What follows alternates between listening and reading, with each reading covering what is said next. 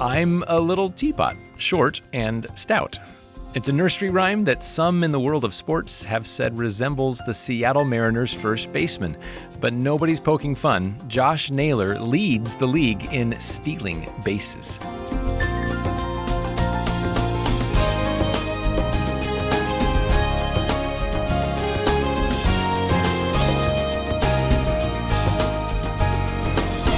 How can a 5'10", 235-pound slugger steal 28 bases out of 30 attempts this year? Obviously, it's not because of speed. His coaches say it's brains, timing, and boldness. Quote, "He's one of the smartest baseball players that I've ever been around." And since the Mariners got Naylor back in July, he's helped the team clinch a playoff berth. We love hearing improbable stories like this, but they pale in comparison to the kind of boldness and faith Jesus calls us to. As he told his disciples about a rich man getting into heaven, "With man, this is impossible, but with God, all things are possible." Welcome to Haven Today. I'm David Wollen, sharing the great story that's all about Jesus. We're in a series called The Surprising Story of Amazing Grace. And today we'll bring the story arc of John Newton's life to a close. We'll reflect back a little on the incredible journey of his life. In some ways, the pattern is familiar to us because it's not uncommon. In basic terms, it's the story of a prodigal. You'd never have thought there could be redemption for someone like him, at least not if you'd met him in his early 20s. But you might have said the same thing in reverse had you met him in his 50s, a gentle, faithful shepherd of souls and a powerful preacher. And his story is powerful. And we could say the same thing about the song itself, Amazing Grace. And at the tail end of our interview together, Dr. Bruce Hindmarsh shared the story of the song, and we'll be hearing that in a little bit. Right now, though, you have an opportunity to get the just-released film Amazing Grace, The Untold Story. My memory is nearly gone. But I remember two things. That I am a great sinner, and that Christ is a great Savior. Shot in England on the decks of ships, taking you all over the world, this is a beautiful film. And it tells the story that our world at this tumultuous time needs to hear.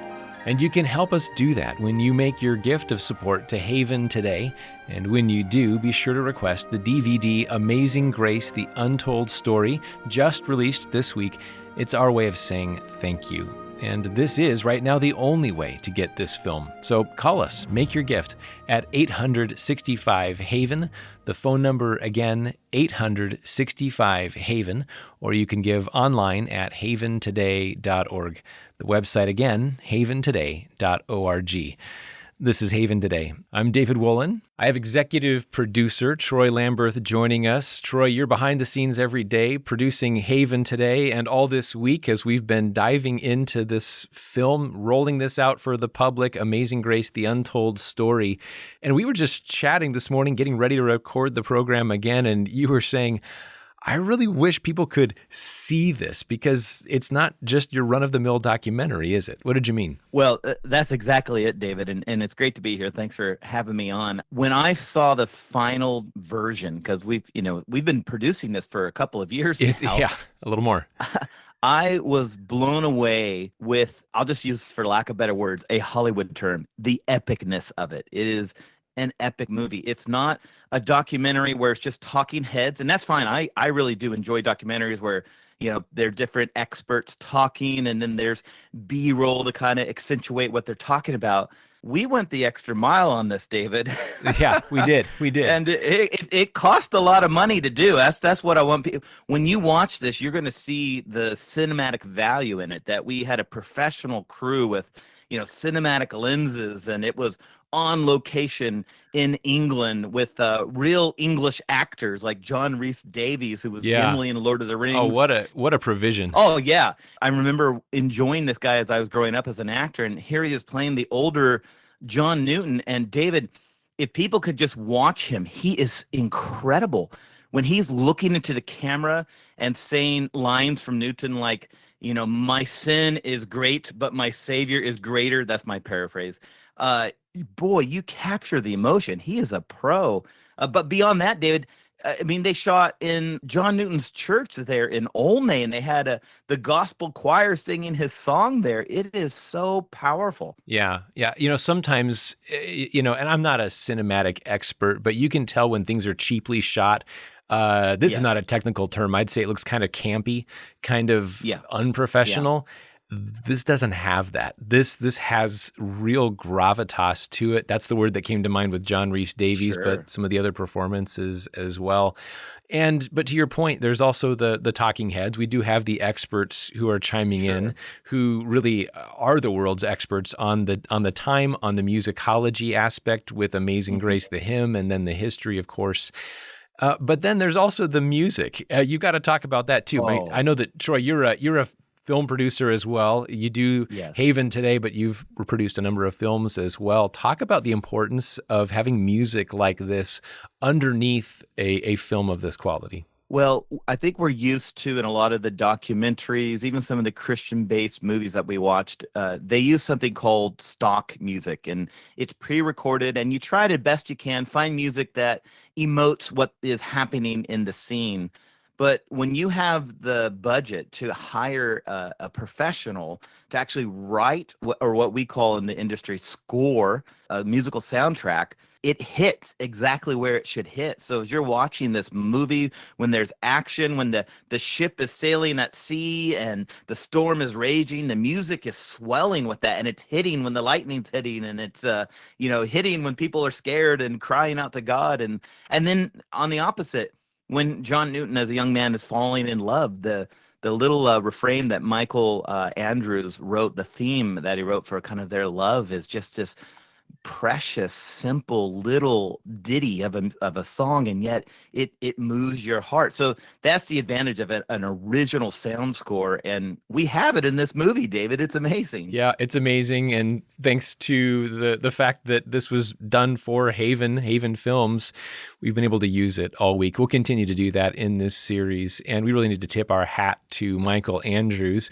who is the senior music minister at All Souls Church in London, that great historic church, John Stott's former church, and he's involved in some other really significant classical music productions. He's a phenomenal musician, and it was really fun to watch him just jump into this with Charles Morris with his whole heart and just want to help tell the story. And we're going to be including more audio from him as this continues into next week. We'll start a new series, but we'll keep the theme going, and I'm really excited for people to see this. And so again, I think what we want to underscore for all of our listeners is at least come and see the movie trailer at haventoday.org, and you will get a sense of what we're talking about. And also, you'll, I think, get a sense of what it would be like to show this to your family, to your friends, maybe even host a watching event of Amazing Grace, the untold story. And so we invite you to do that. The website is haventoday.org. And Troy, thanks for your over and above work on this series. It's been fun to hear the production of these Haven Today programs, and appreciate all the care that you bring to this every single day. Well, David, thanks so much. It was just great to hop on here real quick with you and talk about a movie that I really hope people will see. Once you start watching, you won't want to hit pause. It is a little over an hour long, and you are taken on an epic journey. You learn so much about Newton, his life, about the amazing hymn that he wrote. And really, as you've been saying on air, it takes you to Jesus at the end, that nobody is too lost, that Christ can't save. And John Newton is a great example of that. Amen to that. Thanks, Troy. This is Haven Today. I'm David Wollen. In a moment, we'll have Bruce Hindmarsh back with us, and we connected, Bruce and I, to record this interview across 2 different continents. If you haven't picked it up earlier this week with other segments of our conversation, Bruce Hindmarsh is Canadian. He hails from Vancouver, British Columbia, but he got his doctorate in Oxford. So he's no slouch academically. He's a brilliant scholar, and he got that doctorate on John Newton. And before he did that, there really hadn't been much focus on John Newton academically. So we're so thankful that we have a scholar who loves Jesus, who's helping to tell this story and wants people to see the Jesus who gave such amazing grace to John Newton. Yesterday, we were talking about the latter half of John Newton's life. In some ways, we did that in fast forward through the season of his greatest ministry. This was decades in the pulpit. He was in the homes of hundreds of families in his flock, caring for them, doing the faithful work of a shepherd. And then, this is the part that those who really know Newton are always talking about. Newton was a letter writer. It was unbelievable how many letters Newton wrote. C.S. Lewis was a lot like that. He was known for this. And like him, with John Newton, if you sent him a letter, you got one back. And people confided in him. They shared their hearts, their greatest burdens. They knew the kind of man he had once been, and they felt they could share the truth about their lives and their struggles. And John Newton met them with the grace of Jesus over and over, an incredibly impactful pastor in his own time. And of course, in the end, he gave testimony in the final years of his life to the Parliament there in England. This was after his wife's death, and he shared his experiences as a young man working in the slave trade. And he portrayed it in all of the brutal, graphic reality that it was, categorically condemning it. And it was so shocking that high society, those in seats of power, took notice. It sort of shook the country awake then in the late 1700s, and it helped bring about the abolition of the British slave trade. All that we covered yesterday, and if you missed the episode, you can find it at haventoday.org. But right now, there's a little bit more we want to talk about.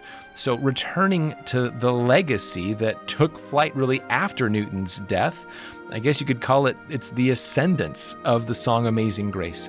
And that's where we'll pick up at the end of our conversation yesterday with Dr. Bruce Hindmarsh. Interesting thing, because we've been talking about this in light of his most famous legacy, the hymn Amazing Grace. And you mentioned earlier the front end of this interview that it wasn't like he wrote that hymn and just thought, hey, there it is. I just wrote a hit, and there it climbed the charts. Were people singing this hymn by the time he's in latter life? I mean, has this begun to be a popular song among the churches? A little bit. It's, we can find it in some Moravian hymn books. We can find it in the Countess of Huntingdon's hymn book. I found some really strange melodies to which it was sung. In the 18th century, you would have a tune book and a lyrics book, and you'd just pick a tune that matched it to the hymn. And so there's some tunes we know it was sung to, but it's not the tune to which we sing it today. So if you had met John Newton and started humming Amazing Grace, he would say, "Oh, you've heard of my hymn." He wouldn't connect those two at all. That happened. He wouldn't have heard of that tune. Did not exist in his lifetime. It's a tune from the Appalachian tune. It's from the Southern. It's an American story about how the music and the words come together. In fact, Amazing Grace went out of what hymnologists call common use in England until the, wait for it, 1960s. Wow. Yeah. That's unbelievable. So it really is, the story of the song is, and the last third of the film, we tell the story of the song. Yes. I mean, it's its own story that's really astonishing. And again, there's a symmetry or a deep gospel paradox that a song written by a former slave trader should become effectively an African-American spiritual, a gospel song cherished, sung by African-American communities before and after abolition. It's in the old shape note tunes in the South, tune books like Southern Harmony, that the tune New Britain, which we know today as Amazing Grace, that tune is first matched to Amazing Grace. And it makes its way through many of the denominations, from the Dutch Reformed to the Congregationalists and so on. Eventually it makes it, after the Civil War, into the what they call the upright hymn books of the Gilded Age, and evangelists like Moody and Sankey and the sort of singing and preaching teams have these hymn books, and Amazing Grace makes it there into the churches.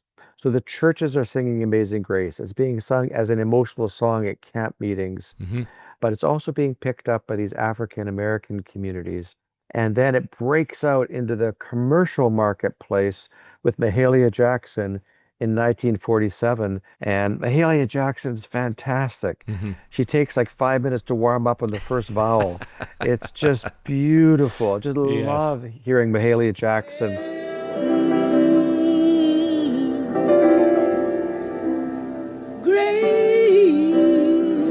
And it becomes a song that is played on the radio. Or later, Aretha Franklin in 1972 in Los Angeles. There's a connection between Mahalia and Aretha Franklin singing this, but seeing the power and the emotion. Do you know, David, I was at a conference for the 250-year anniversary of Amazing Grace, an academic conference, and there was an Afro-British poet who heard me talking about the hymn. And she said, Bruce, you know why like Mahalia Jackson and Aretha Franklin take so long to sing the song and linger, this melisma, this musical lingering, and it can take like 10 minutes to sing the song.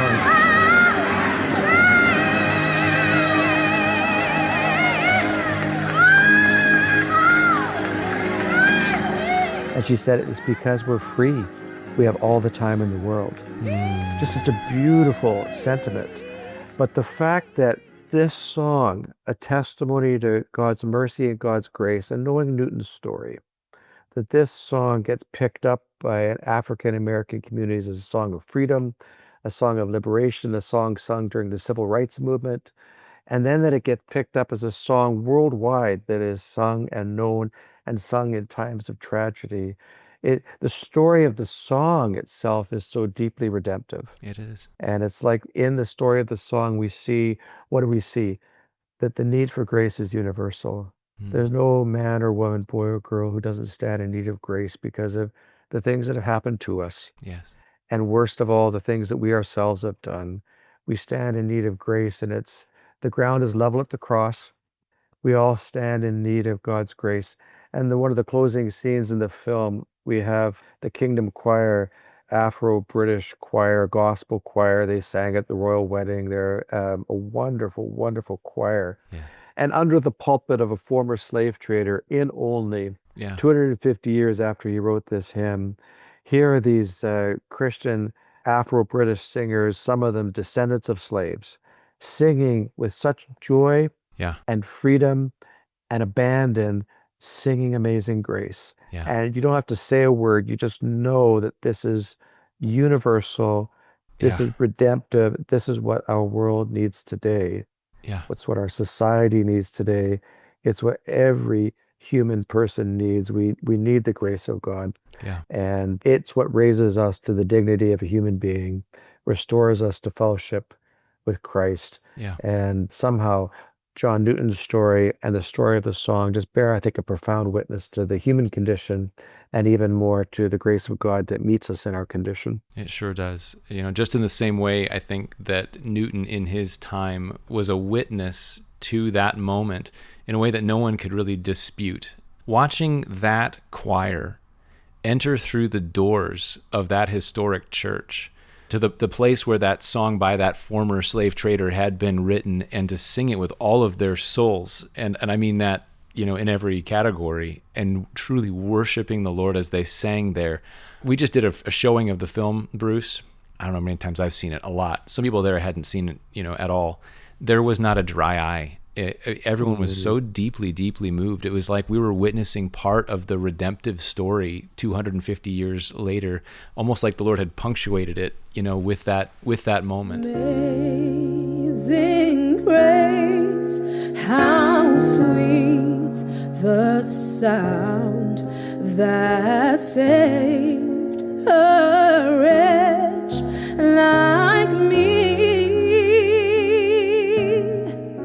You know, when we were in the church filming that, I think everybody was aware. It's like we were suddenly aware this is a historic moment. It was. And there are about 30 people maybe in the crew. You've got sound people, prop people, costume people, makeup people, the whole business that goes into making a film. Some of them are believers, some of them aren't. But there wasn't a dry eye sitting there as we were watching this being filmed. We just knew, I think, deep in our souls that what we're seeing is we're seeing the gospel at work. Yes. And we're seeing the gospel at work in a way that is redemptive, that's reconciling, that we all need this. And this is the hope of the world. This is the hope of the gospel. Yeah, I hope people will see the film and that they'll have that experience. Yep. It translates even to, I think it's a translated witness, even to people like those that were there in the church. They can connect with the story, and they're touching something that's almost tangibly real. and it opens up conversations about the grace of Christ. I'm so glad you have done the work that you've done, the way that the Lord has moved in your life, brought you to Oxford originally, and now here you're there again and coming back and taking some time to join us. Which, by the way, thank you for doing that. Thank you for taking time out of your evening. We're a lot of time zones separated here, but this was an important conversation, so bless I'm you, glad brother. we could have this conversation to talk about this today, David. Thank you very much. God bless, brother.